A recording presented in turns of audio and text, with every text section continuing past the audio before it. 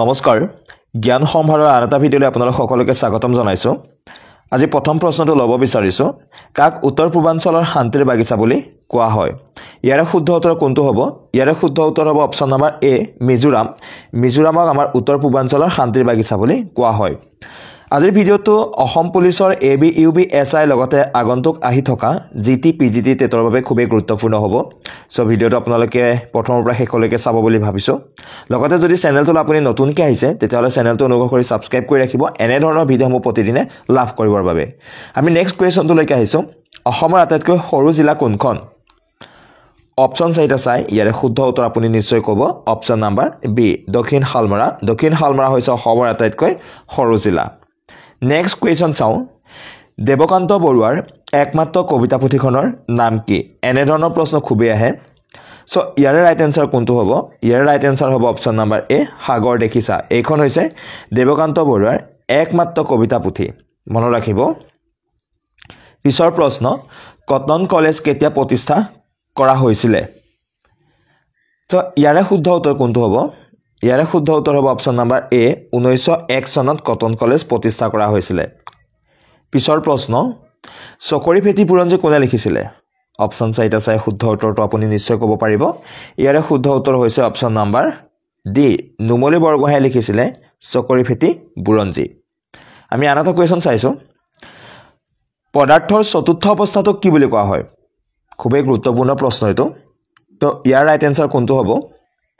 ইয়াৰ right answer হ'ব option number এ plasma বুলি কোৱা হয় পদাৰ্থৰ চতুৰ্থ অৱস্থাটোক। পিছৰ প্ৰশ্নটো চাওঁ, খাংচি মিছাৱা কোন জনগোষ্ঠীৰ নৃত্য? পৰীক্ষাত আহিব এনে ধৰণৰ প্ৰশ্ন, যিকোনো পৰীক্ষাতে সোধে। তো ৰাইট এনসাৰ কোনটো হ'ব? অপচন নম্বৰ চি তিৱাসকলৰ খাংচি মিৱা হৈছে এটা জনগোষ্ঠীৰ নৃত্য। আমি চাওঁ পিছৰ প্ৰশ্নটো, জোনবিল মেলা কোন জিলাত অনুষ্ঠিত হয়? নিশ্চয় আমি ইয়াৰে উত্তৰটো জানো। জোনবিল মেলা ক'ত অনুষ্ঠিত হয়? অপচন নম্বৰ বি মৰিগাঁও জিলাত অনুষ্ঠিত হয় জোনবিল মেলা। নেক্সট চাওঁ, ভাৰতৰ ডাঙৰ মৰুভূমিখনৰ নাম কি? আটাইতকৈ ডাঙৰ মৰুভূমিখন। চ' আপোনালোকক খেলিমেলি লাগিব পাৰে থৰ মৰুভূমি আৰু সাহাৰা মৰুভূমিতে খেলিমেলিটো লাগিব পাৰে। তো ৰাইট এনচাৰটো ক্লিয়াৰ হৈ লওক থৰ মৰুভূমি। অপচন নম্বৰ এ থৰ মৰুভূমি, মনত ৰাখিব। আমি পিছৰ প্ৰশ্ন চাওঁ, ভাৰতীয় জাতীয় কংগ্ৰেছ দল কেতিয়া গঠন কৰা হৈছিলে? তো ইয়াৰ ৰাইট এনচাৰ কোনটো হ'ব? ৰাইট এনচাৰ হ'ব অপচন নম্বৰ বি 1885 চনত এলেন অক্টোভিয়ান হিউমৰ নেতৃত্বত জাতীয় কংগ্ৰেছ গঠন কৰা হৈছিলে। পিছৰ প্ৰশ্ন, অসমৰ কোনখন স্থান পঞ্চতীৰ্থ নামেৰে জনা যায়? গুৰুত্বপূৰ্ণ প্ৰশ্ন। ৰাইট এনচাৰ হ'ব অপচন নম্বৰ ডি হাজো। হাজোক কি বুলি কোৱা হয়? অসমৰ পঞ্চতীৰ্থ বুলি কোৱা হয়।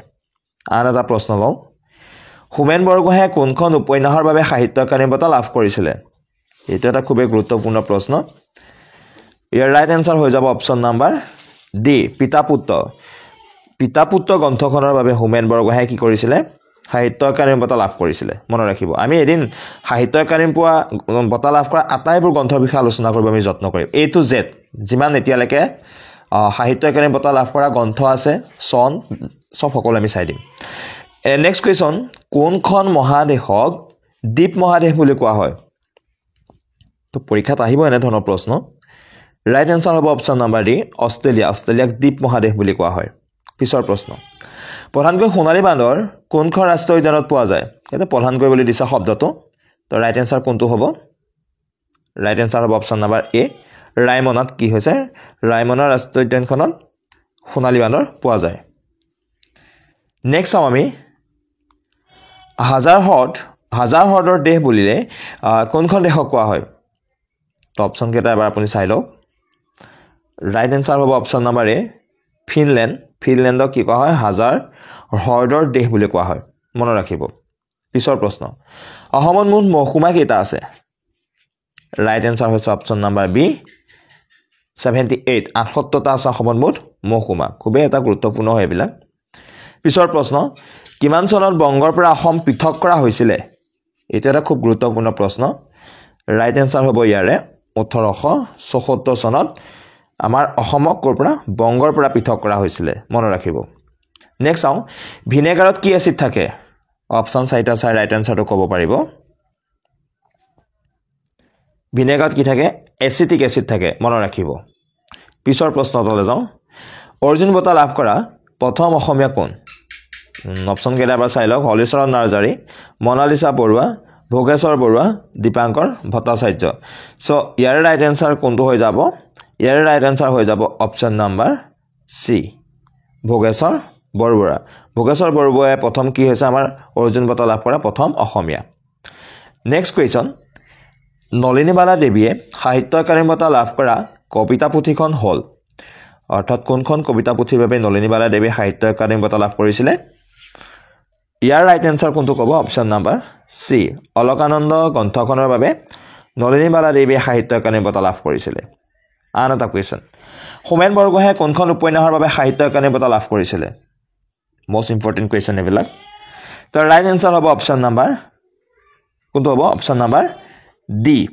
তেওঁ পিতা পুত্ৰ গ্ৰন্থখনৰ বাবে সাহিত্য একাডেমী বঁটা লাভ কৰিছিলে নেক্সট চাওঁ প্ৰথম অসমীয়া শিশু চলচ্চিত্ৰখনৰ নাম কি হ'ব বাৰু অপচন নাম্বাৰ সো ইয়াৰ ৰাইট এনসাৰ হৈ যাব অপচন নাম্বাৰ এ অবুজ বেদনাখনে হৈছে প্ৰথম অসমীয়া শিশু চলচ্চিত্ৰ আন এটা কুৱেশ্যনলৈ যাওঁ ইন্দিৰা মিৰিৰ জীৱন ভিত্তিক অনুৰাধা শৰ্মা পূজাৰী ৰচনা কৰা উপন্যাসখনৰ নাম কি খুবেই গুৰুত্বপূৰ্ণ এইটো এটা প্ৰশ্ন ৰাইট এনসাৰ আপুনি ক'ব অপচন নাম্বাৰ ডি মেৰেংখন হৈছে ইন্দিৰা মিৰিৰ জীৱন ভিত্তিক অনুৰাধা শৰ্মা পূজাৰী ৰচনা কৰা উপন্যাস অপচন নাম্বাৰ কোনটো শুদ্ধ হৈ যাব অপচন নাম্বাৰ শুদ্ধ হৈ যাব ডি মেৰেং এইটো এটা খুব গুৰুত্বপূৰ্ণ প্ৰশ্ন কামাখ্যা মন্দিৰ কোনে পুনৰ নিৰ্মাণ কৰিছিলে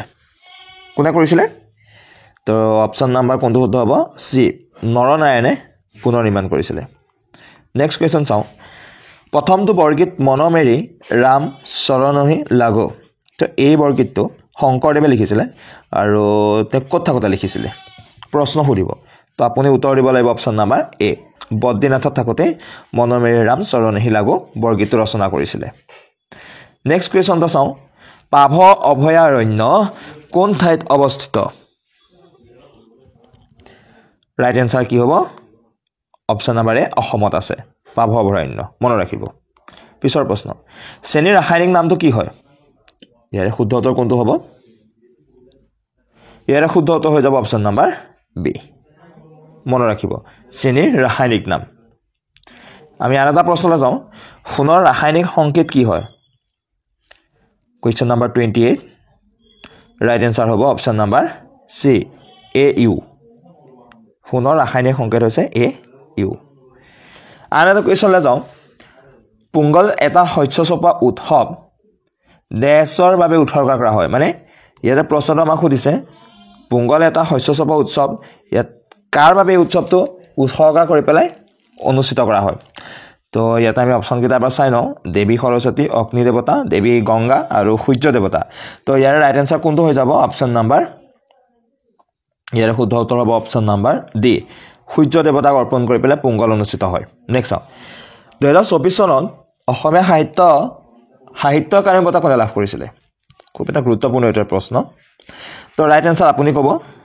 অপচন নাম্বাৰ বি ৰঞ্জু হাজৰিকাই লাভ কৰিছিলে 2024 বৰ্ষৰ অসমীয়া সাহিত্য একাডেমী বঁটা আন এটা প্ৰশ্ন উত্তৰ পূবৰ কোনখন চহৰক উত্তৰ পূবৰ গেটৱে বুলি কোৱা হয় অপচন কেইটা চাওক আৰু ৰাইট এনসাৰটো ক'ব আপুনি উত্তৰ পূবৰ কথা সুধিছে তো অপচন নাম্বাৰ বি গুৱাহাটী শুদ্ধ উত্তৰ হ'ব নেক্সট চাওঁ অৰুণাচল প্ৰদেশে কোনখন দেশৰ সৈতে সীমা ভাগ নকৰে সুধিছে অপচন চাই এবাৰ চাই লওক তো ৰাইট এনসাৰ কোনটো হৈ যাব ইয়াৰে তো ইয়াৰ ৰাইট এনসাৰ হৈ যাব অপচন নাম্বাৰ বি নেপালৰ লগত অৰুণাচল প্ৰদেশে কি কৈছে সীমা ভাগ নকৰে আন এটা প্ৰশ্নলৈ যাওঁ বিশ্বৰ একমাত্ৰ ব্ৰাহ্মণ হ্ৰদটো যেটো আমাৰ ফ্লোটিং লেক বুলি কোৱা হয় পৰ্যটনৰ অন্যতম বিখ্যাত আকৰ্ষণ ভাৰতৰ কোনখন ৰাজ্যত এই হ্ৰদটো আছে আমাক সুধিছে অপচন চাই এবাৰ চাই লওক আপুনি ৰাইট এনসাৰ হৈ যাব অপচন নাম্বাৰ বি মণিপুৰত আছে মনত ৰাখিব option number B Manipur next চাওঁ উত্তৰ পূব ভাৰতৰ লুচাই হিল বুলিলে তলৰ কোনখন ৰাজ্যক জনা যায় লুচাই হিল বুলিলে কোনখন ৰাজ্যৰ কথা আমাৰ মনলৈ আহিব তো ৰাইট এনসাৰ আপুনি ক'ব লাগিব অপচন নাম্বাৰ সি মিজোৰামক কি বুলি কোৱা হয় লুচাই হিল বুলি কোৱা হয় আন এটা কোৱেশ্চন ধোদৰ আলি কোনজন আহোম স্বৰ্গদেউৰ দিনত বন্ধোৱা হৈছিল ধোদৰ আলি কাৰ দিনত বন্ধোৱা হৈছিল তো আপুনি অপচন কেইটা এবাৰ চাই লওক তো ৰাইট আনসাৰ হৈ যাব অপচন নম্বৰ এ গদাধৰ সিংহৰ দিনতে কি কৰা হৈছিল আমাৰ ধোদৰ আলিটো বন্ধোৱা হৈছিল তো নেক্সট কোৱেশ্চন চাওঁ পানামা খালে সীমা নিৰ্ধাৰণ কৰা মহাদেশ দুখন কোন দুখন তো ইয়াতে কৈছে পানামা খালৰ কথা কৈছে ওকে তো ৰাইট আনসাৰ কোনটো হ'ব ইয়াৰ ৰাইট আনসাৰ হৈ যাব অপচন নম্বৰ এ উত্তৰ আমেৰিকা আৰু দক্ষিণ আমেৰিকাক পানামা খালে কি হৈছে সীমা নিৰ্ধাৰণ কৰিছে আন এটা কুৱেশ্যনলৈ যাওঁ ইউৰোপ আৰু আফ্ৰিকা মহাদেশৰ মাজত সীমা কি সাগৰে নিৰ্ণয় কৰিছে দেশ সাগৰ বুলি দি আছে কোনখন সাগৰে ইউৰোপ আৰু আফ্ৰিকাৰ মাজত সীমা ভাগ বতৰা কৰিছে অপচন কেইটা চাই ৰাইট আনসাৰ হ'ব অপচন নম্বৰ এ ভূমধ্য সাগৰে কি কৰা হৈছে ইউৰোপৰ আৰু আফ্ৰিকাৰ মাজত সীমা নিৰ্ধাৰণ কৰিছে নেক্সট চাওঁ নাথুলা মাউণ্টেন পাছটো কোন ৰাজ্যত অৱস্থিত হয় নাথুলা খুবেই গুৰুত্বপূৰ্ণ তো ৰাইট আনসাৰ হৈ যাব ইয়াৰে অপচন দুটাই উলিয়াই থৈছোঁ এটাৰ ভিতৰত অপচনটো আছে Sikkim okay Sikkim next question চাওঁ এছিয়াৰ দীৰ্ঘতম নদীখনৰ নাম কি এছিয়াৰ ভিতৰত সুধিছে এছিয়া আটাইতকৈ দীঘল নদীখনৰ নাম হৈছে ইয়াৰে শুদ্ধ উত্তৰ হ'ব অপচন নম্বৰ এ ইয়াংছিকিয়াংখন হৈছে এছিয়াৰ ভিতৰতে আটাইতকৈ দীঘল নদী নেক্সট চাওঁ চেন্নাইত অৱস্থিত ভাৰতৰ দীৰ্ঘতম সাগৰৰ তীৰৰ নাম কি সাগৰ তীৰৰ নাম সুধিছে ইয়াতে তো ৰাইট এনসাৰ কোনটো হ'ব ৰাইট এনসাৰ হ'ব অপচন নম্বৰ এ মেৰিনা সাগৰ তীৰ বুলি যাক কোৱা হয় সেইটোৱে হৈছে চেন্নাইত অৱস্থিত আৰু ই হৈছে আটাইতকৈ ভাৰতৰ দীৰ্ঘতম সাগৰৰ তীৰ আন এটা কুৱেশ্যন চাওঁ কোন চনত মহাত্মা গান্ধীয়ে প্ৰথম অসম ভ্ৰমণ কৰিছিলে আমি ৰাইট এনসাৰটো সকলোৱে জানো ইয়াৰ ৰাইট এনসাৰ কোনটো হৈ যাব অপচন নম্বৰ এ 1921 চনত মহাত্মা গান্ধীয়ে প্ৰথমবাৰৰ বাবে আমাৰ অসম ভ্ৰমণ কৰিছিলে নেক্সট চাওঁ দক্ষিণ পূব এছিয়াৰ ৰামায়ণ গৱেষণা কেন্দ্ৰৰ প্ৰতিষ্ঠাপক কোন খুব এটা গুৰুত্বপূৰ্ণ এইটো প্ৰশ্ন হয় অপচন চাই এবাৰ চাই লওক আমাক সুধিছে দক্ষিণ পূব এছিয়াৰ ৰামায়ণ গৱেষণা কেন্দ্ৰৰ প্ৰতিষ্ঠাপক অপচন নম্বৰ চি শুদ্ধ হ'ব মামণি ৰয়ছম গোস্বামী নেক্সট কুৱেশ্যন কোনখন গ্ৰন্থ কাশ্মীৰ বুৰঞ্জীৰ তথ্য সম্মিলিত উৎস কোনখন গ্ৰন্থ কাশ্মীৰ বুৰঞ্জীৰ তথ্য সম্মিলিত উৎস তো ৰাইট আনসাৰ কোনটো হৈ যাব ইয়াৰে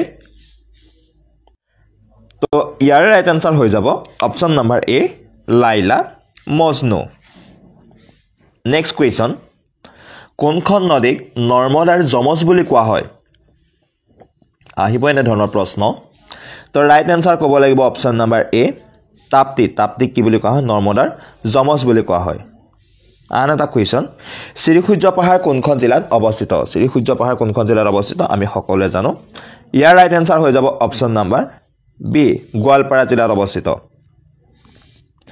নেক্সট কুৱেশ্যন চাওঁ অসমৰ জাপি শিল্প কোন জিলাত আছে এটা মোষ্ট ইম্পৰ্টেণ্ট কুৱেশ্যন তো ৰাইট আনসাৰ ক'ব আপুনি অপচন নম্বৰ এ নলবাৰী জিলাত আছে পিছৰ প্ৰশ্ন চাওঁ আটাইতকৈ বেছি দেশ থকা মহাদেশখনৰ নাম কি কোনখন মহাদেশত আটাইতকৈ বেছি দেশ আছে তো আমি সকলোৱে জানো অপচন নম্বৰ বি আফ্ৰিকা মন কৰিব নেক্সট চাওঁ এছিয়াখন আমাৰ আটাইতকৈ ডাঙৰ কিন্তু দেশ আটাইতকৈ বেছি মহাদেশ আছে আফ্ৰিকাত মনত ৰাখিব এইটো কথা নেক্সট চাওঁ তলৰ কোনখন নদীৰ অৱবাহিকাক ভাৰতৰ ৰুহ বুলি কোৱা হয় তো ৰাইট আনসাৰ কোনটো হ'ব ইয়াৰে ৰাইট আনসাৰ হ'ব অপচন নম্বৰ এ দামোদৰ নদীখনক কি বুলি কৈছে ভাৰতৰ ৰুহ বুলি কোৱা হয় নেক্সট চাওঁ অলিম্পিক খেলত ব্যক্তিগত পদক লাভ কৰা প্ৰথমগৰাকী আমাৰ ভাৰতীয় কোন খুবেই এটা গুৰুত্বপূৰ্ণ প্ৰশ্ন তো আৰু এটা কথা এইখিনি মনত আহোঁতে মই কৈ দিওঁ আমাৰ ভাৰতবৰ্ষই এতিয়ালৈকে প্ৰশ্ন সুধিব পাৰে কি খেলৰ জৰিয়তে আটাইতকৈ বেছি অলিম্পিকত পদক লাভ কৰিছে আপোনালোকে মনত ৰাখিব হকী খেলৰ জৰিয়তে আমাৰ ভাৰতে কি হৈছে এতিয়ালৈকে আটাইতকৈ বেছি অলিম্পিকত পদক লাভ কৰিছে যি নহওক তো 49 নম্বৰ কুৱেশ্যনটো এনসাৰ কোনটো হৈ যাব option number B K D Yadav হৈছে অলিম্পিক খেলত ব্যক্তিগত শাখাত পদক লাভ কৰা প্ৰথমগৰাকী ভাৰতীয় তো আমি শেষৰ কুৱেশ্যনটো চাইছোঁ যদি আপুনি ভিডিঅ'টো চাই আছে লাইক এটা কৰিব চেনেলটো ছাবস্ক্ৰাইব কৰা নাই যদি অনুগ্ৰহ কৰি চেনেলটো ছাবস্ক্ৰাইব কৰি ৰাখিব এনেধৰণৰ ভিডিঅ'সমূহ প্ৰতিদিনে পাবৰ বাবে লাষ্ট কুৱেশ্যন কোন চনৰ পৰা অসম চৰকাৰে ক্ৰমে অসম বৈভৱ অসম সৌৰভ আৰু অসম গৌৰৱ এই তিনিটা অসামৰিক বঁটা প্ৰৱৰ্তন কৰিছে এইটো এটা খুবেই গুৰুত্বপূৰ্ণ প্ৰশ্ন তো ৰাইট আনসাৰ ইয়াৰে কোনটো হ'ব ইয়াৰ ৰাইট আনসাৰ হৈ যাব অপচন নম্বৰ চি 2021 2021 চনৰ পৰা কি কৰা হৈছে আমাৰ অসম চৰকাৰে অসম বৈভৱ অসম সৌৰভ আৰু অসম গৌৰৱ এই তিনিটা বঁটা প্ৰদান কৰি আহিছে তো ভিডিঅ'টো কেনে লাগিল আপোনালোকে জনাব কম সময়ৰ ভিতৰত আপোনালোকক 50টা প্ৰশ্ন উত্তৰ আলোচনা কৰি দিলোঁ এনে ধৰণৰ ভিডিঅ' আপুনি প্ৰতিদিনে পাবৰ বাবে আমাৰ চেনেলটো ছাবস্ক্ৰাইব কৰি ৰাখিব চ' ধন্যবাদ